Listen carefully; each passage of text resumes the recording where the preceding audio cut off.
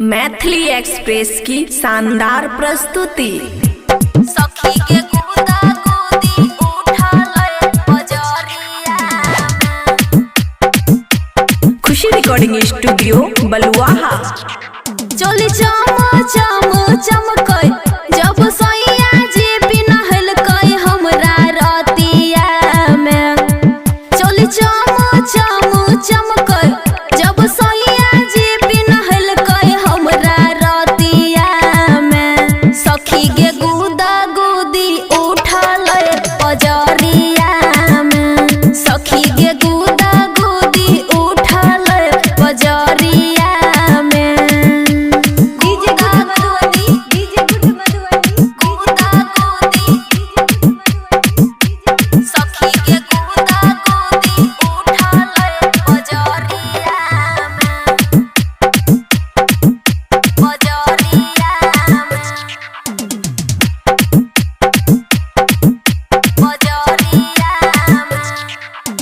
सीना से सटे के सैया केलकै जब प्यार गे।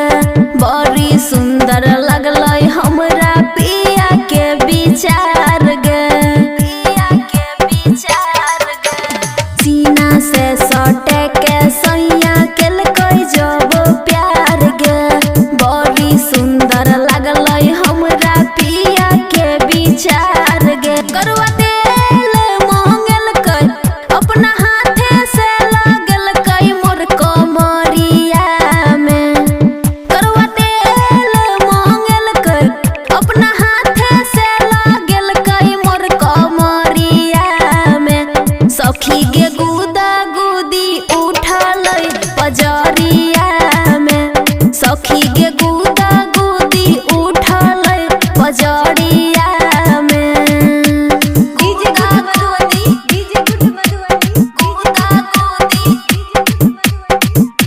सखी के गुदा गुदी उठलै बजरिया में। बजरिया में। खुशी रिकॉर्डिंग स्टूडियो बलुआहा। अपने से अपने सैया करे घर के काम गे। हमारा तो पलंग पर मिलै छैया राम गे। अपने तो अपने सैया करे घर के काम गे। हमारा तो पलंग पर मिलै छैया राम गे। राइटर इंदर सजनवा राखो हमरा पधयनवा बैठी से जरिया में। अमन आपकी सजनवा राखो हमरा पधयनवा बैठी से जरिया में। सखी के गुदा गुदी उठलै बजरिया में। सखी के गुदा गुदी उठलै बजरिया में। खुशी रिकॉर्डिंग स्टूडियो बलुआहा।